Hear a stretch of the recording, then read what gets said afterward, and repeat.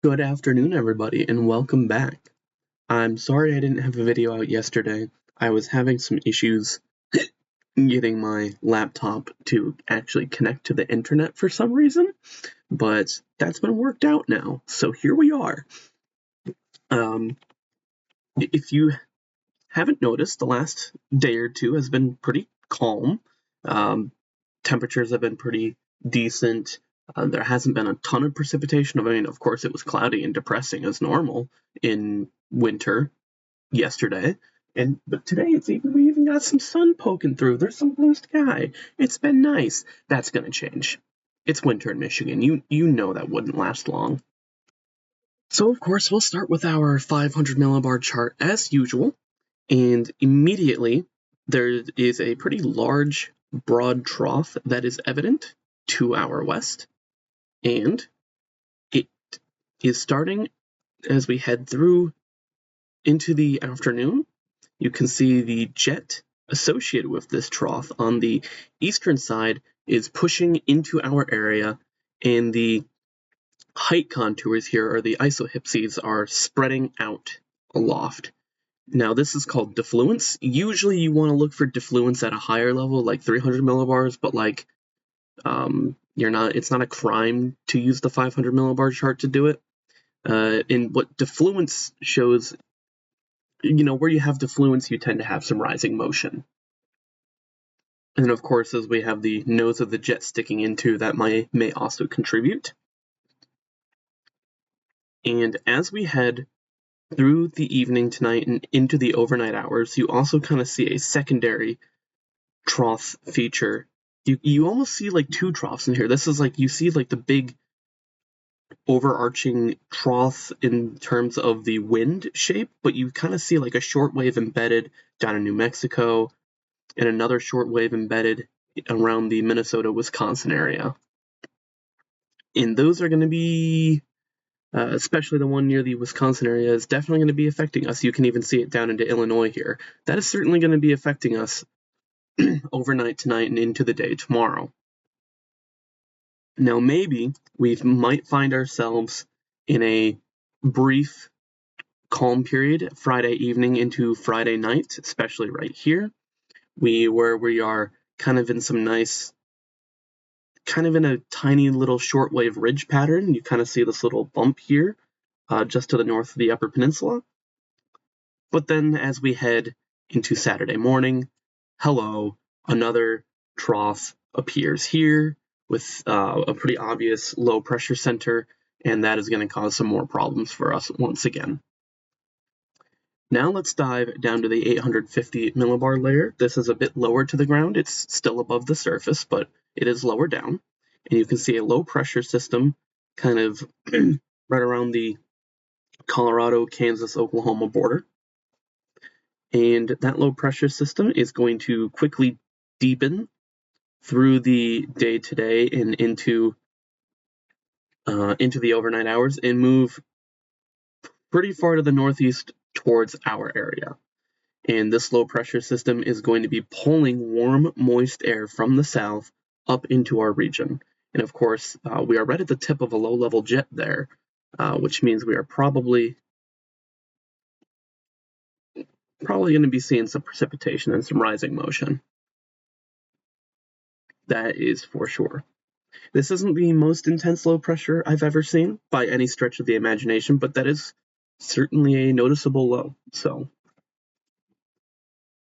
now we are down at the surface, and we still see that low pretty clear down in Kansas there. And again, as we head into the afternoon and into the evening hours, that low starts to deepen and really moves up our way. And here some of the patterns are a bit more evident. There's definitely a warm front stretching across Michigan here, and then a cold front behind this stretching pretty much all the way from, Wisconsin, Illinois border, all the way down into Texas. It was a pretty far-reaching cold front as that system moves through. And as we move through the period, of course, it does get colder on the back end. Not significantly colder, but colder. And then you can sort of, right at the end of the period here, as we're heading into Saturday morning, you can sort of see that next low pressure system developing over Wisconsin and a bit of the Upper Peninsula as that next system starts to make its way into the area. Now, of course, the big story with this system is going to be precipitation. As we head into the afternoon, precipitation will start to move towards the area from the southwest and will really start to impact the area overnight. It looks like we may have a kind of a band here that is ahead of the main precipitation further to the southwest. And so it may start raining as early as, 7 p.m., but the real brunt of the rain is likely going to be coming overnight around the 1 a.m. time frame. And of course, the hours before and after that time frame. Looks like the rain is going to be sticking around for a while. Most of it should clear out kind of by 7 a.m., but there will be some lingering rain through the rest of the morning. And then it'll probably be fully clear of the area by early to mid-afternoon tomorrow. Then again, we kind of have a brief break before that next system starts to come in, and we start to see some snow and rain down here off to our southwest as we head into Saturday morning that is starting to make its way up towards our area. Now, of course, let's take a look at our temperatures, because that is playing a role. I mean, obviously, it's going to be above freezing if we're going to be getting a bunch of rain. And noticeably, it's already in the 40s today, with the mid to upper 40s starting to approach the area. Now, they will not quite reach us immediately. We may get into the upper 40s today, but really, or at least during the day, maybe. But really, the interesting thing is that as the low pressure system comes through and that warm front starts to push through, the temperatures are actually going to mainly increase overnight tonight. And so our high is going to be realized in the morning hours tomorrow. We're talking early morning. It looks like that cold front starts to sweep through right around 9 to 10 a.m. So our warmer temperatures may be realized closer to 7, 8 a.m. And it is going to be unseasonably warm for sure. Definitely not a normal temperature in January. Temperatures in our area are going to be in the mid 50s. We could potentially see 54, 55 degrees. I'm not used to saying that in January, and I'm sure you're not used to hearing it, but of course, it will not last, and it'll be raining, so it might not exactly feel like 55 degrees. But that cold front pushes through, and again, it doesn't get immediately cold, or like super cold, or like we're not going to be dropping all the way back down in the 10s and 20s like we had been. It looks like the temperature is really going to drop to its lowest as we head into Saturday, and even Saturday morning here, which is likely going to be the coldest point of the day. We're looking at temperatures that are just below 30, probably right around 30. So that's a lot more typical to what we've been experiencing the last few days. Not necessarily a super cold blast, but it's winter in Michigan. What are you going to do? Now, I do certainly wonder a bit about wind, especially with that first low pressure system that's going to be moving through with the rain tonight and tomorrow morning. So let's take a look at our wind. Sure enough, it looks like we do have sustained winds potentially building up to the 15 to 20 mile per hour mark.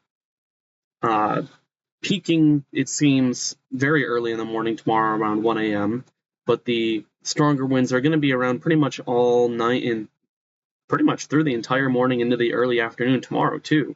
Looks like we have like a secondary peak kind of around 1 p.m.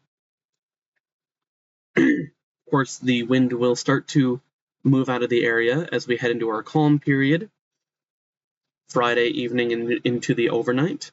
But again, as we approach Sunday morning, it does seem like we maybe start to get a little bit of wind starting to build back in.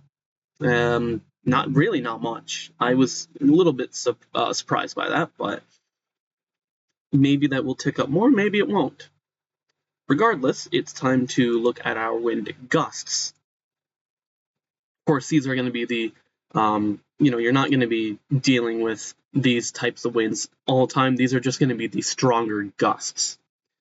And these stronger gusts tonight look like they certainly might get quite strong. So the winds really start to build into our area now. But they peak overnight in those same early morning hours. This is midnight, actually. And hold on, give me just a moment. Sorry, I had to sneeze there. Oh. Yeah, again, it looks like these gusts are going to peak in the early morning hours. We do have some gusts of 40 to 50 miles per hour here, so some pretty substantial gusts. And these gusts of at least 30 to 40 miles per hour will continue as we head through most of the day tomorrow and into and they really only start to cease as we start heading towards the mid to late afternoon and into the evening. But once they start ceasing, they make their way out quick. And by, 9, 10 p.m. tomorrow night, gone. And then again, as we head into Saturday morning, we do see some stronger gusts start to build in the area. Again, at this time, they're still not crazy. We're only looking at 15 or so miles per hour, but maybe as the forecast period extends longer, and we take another look at this tomorrow, we may see that the winds continue to build.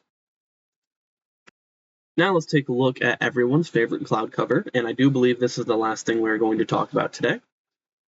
It is mostly cloudy out there right now, so this does make sense, but I do see a couple of patches of blue sky. And we may continue to see that for another hour or two, but then, of course, the clouds are really going to move in and remain through the night. Although, it looks like maybe we get some more breaks in the clouds late tomorrow morning. Well, I suppose it's more mid-morning. Yeah, this is more 6, 7 a.m. So I wouldn't exactly call that late morning. In fact, it looks like around noon, we actually have some heavier clouds move in once again. And then we have our break. This is right around 7, 8, 9 p.m. Yeah, these skies are going to be relatively clear. I mean, there's going to be some clouds, some low-level clouds hanging around, but that looks pretty clear to me for a winter in Michigan. But then, of course, they start to build their way back into the area as we head into Saturday morning. That's all I have for today, and I hope to see you tomorrow.